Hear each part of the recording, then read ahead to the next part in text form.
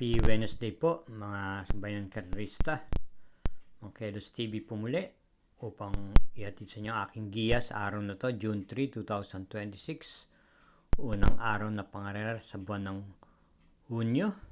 At meron tayong 7 pangarera na pakakawalan at ito'y magsisimula po ng 5:30 ng hapon. Katamtaman lang po ang pagkaka-line up. Pinaghalong makapal at manipis at may magulo po ang lineup, kaya siguraduhin natin na may dihado po tayong atin maisasama sa rota. Simula na po tayo.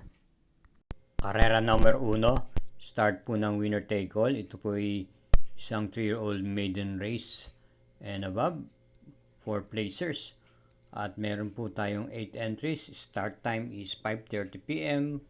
Distance 1,200 meters. Ang ating pamprimera rito, yung numero 8, Golden Showtime.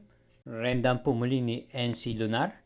May takbo po ito ng buwan ng Mayo kung saan na-tercera lamang po ito kay Kang Kaluking. Pwede pong i-pacing at isabay sa unahan.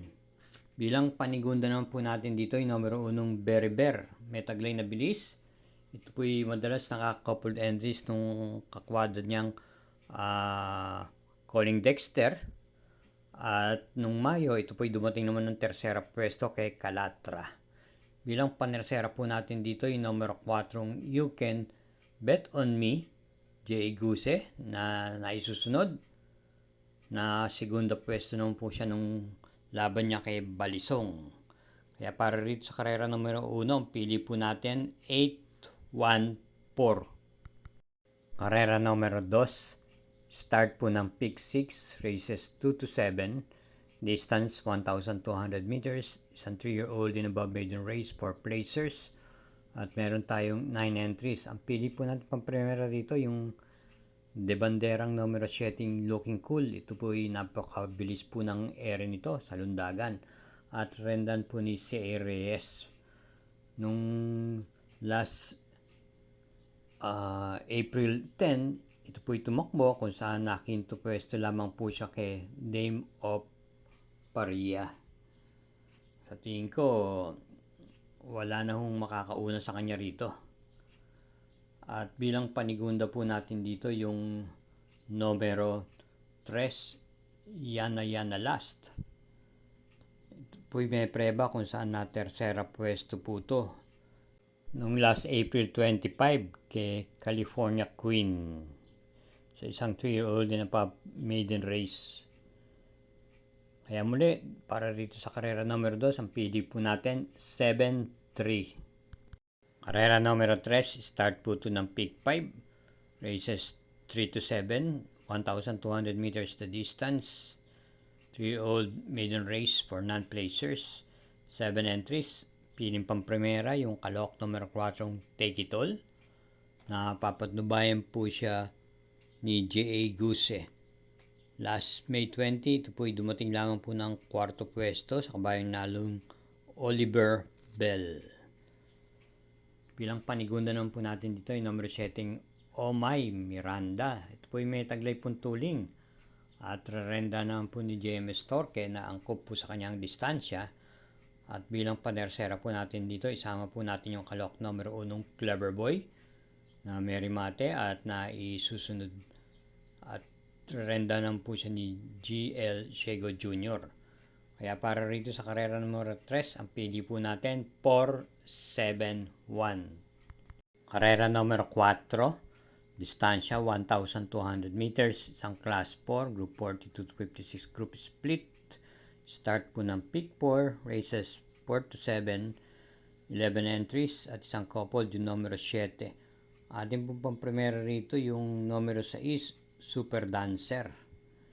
Ito po ay muling re-rendan po ni James Torque at meron pong magandang takbuto nung last May 10 kung saan dumating po ito ng segundo na dehado kay Brig Leftover. Pwede pong i-pacing at iparimati ito. Bilang panigunda naman po natin dito yung galing sa panalo nung nakaraan yung numero 5, Super Daily Den Nanalo po ito ng Hugando at muli pong Rendan J. Guse. At panersera po natin yung numero 8 yung Lance Ingray na isang imported horse. YL Bautista naman po, may tuling din po ito. Kaya para rito sa karera numero 4, ang pili po natin 6, 5, 8. Karera numero 5, distance 1,500 meters. Isang class 4, group 42 to 56 group split. 8 entries. Pang-primera po natin dito, yung numero 3, Every Sweat Counts. Ito po yung muling Rendan JT Sarate. At alam naman natin sa de Bandera at napapalaban to sa magbigat pong labanan.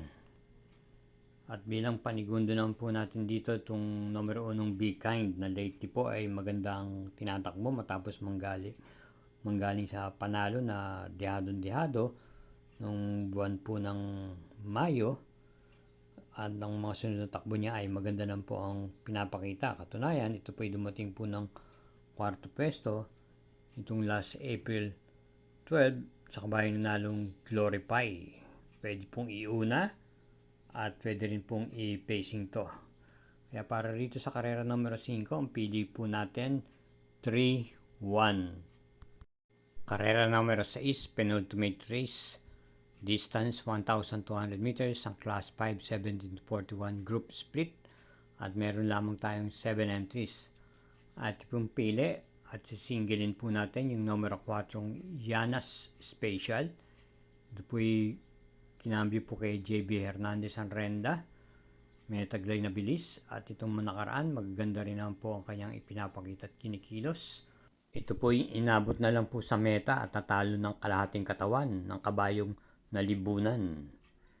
Kaya sa February ko, kayang-kaya niya po itong laban na to, kaya single po tayo sa karera numero 6, numero 4. Karera numero 7, last daily double. Para tingnan po ito ng winner take all.